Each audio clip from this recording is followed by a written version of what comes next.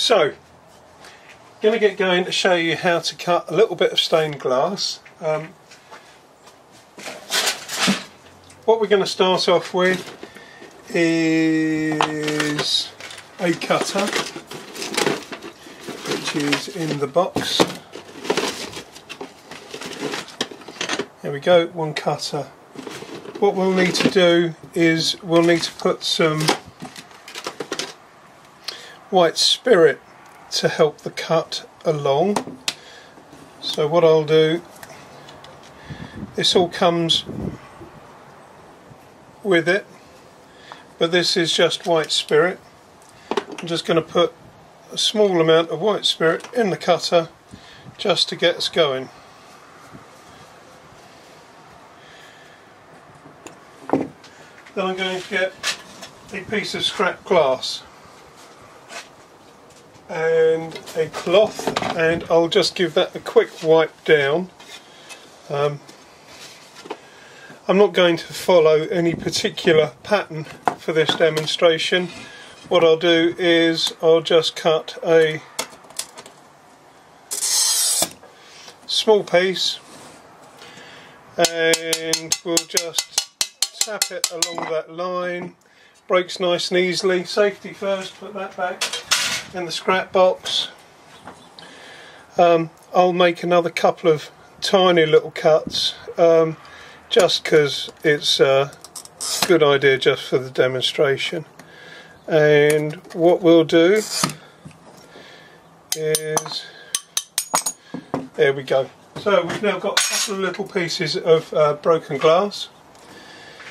Cutter can now go away. That's done its job. And with the kit you also get a handle grip that cuts glass in exactly the same fashion. It's just certainly my wife finds it easier to get going on it. It hasn't got any white spirit, so it may not go so easily. I've scored it with the kit just in case you don't like tapping it.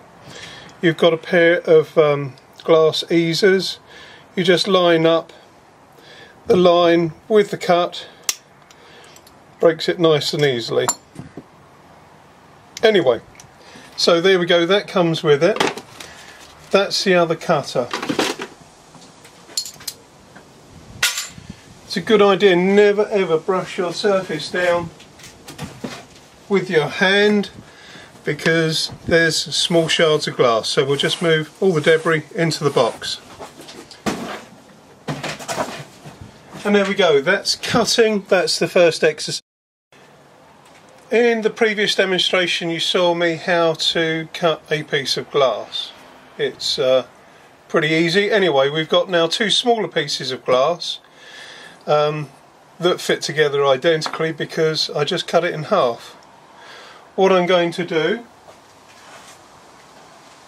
with a rag is just give it a quick wipe just to make sure that I've got no real mucky stuff on it.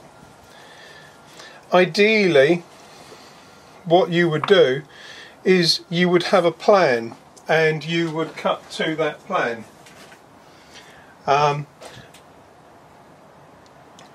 If you have the grindstone, which we do in this particular instance, it's always a good idea just to take off any sharp edges, because the next step is to cover it in a little copper foil, and it's actually the copper foil that will conduct the heat and allow the solder to run. So we'll just take this off. Now if it was a more intricate cut I'd probably use the glass grinder, and we'll get that out in a little while just so that you can see it.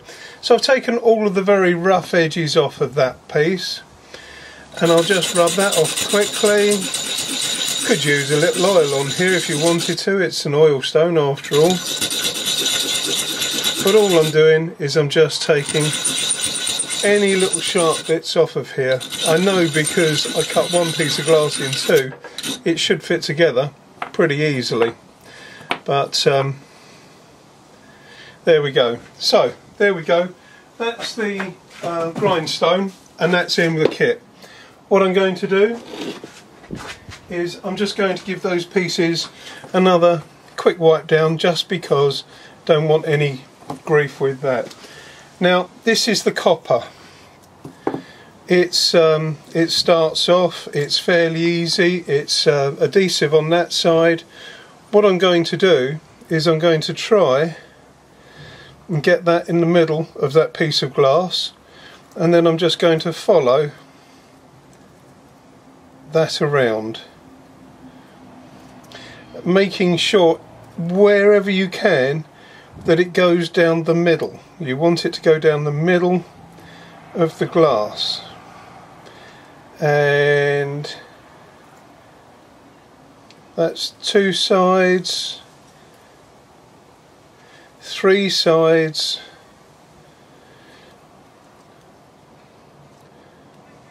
4 sides. And what I'll do is I'll just trim off the excess. You don't have to be overly careful how much you trim off, but it's always better to be neat rather than to take up too much. So you've got a good reel of that, you have a spare reel.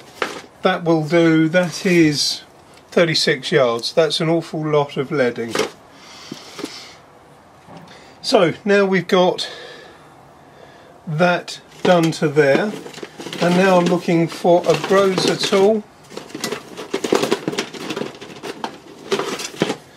and all I want to do is to make sure that all of those surfaces are covered, and especially that join where I've cut the tape is especially well done. So that's all pushed down. Now I'm going to cut that into the corner. I'm going to push that along, push that corner down, go along into the corner, push it down into the corner, push it down, just follow it right the way round, do the other side. Doesn't really matter where you start and where you finish.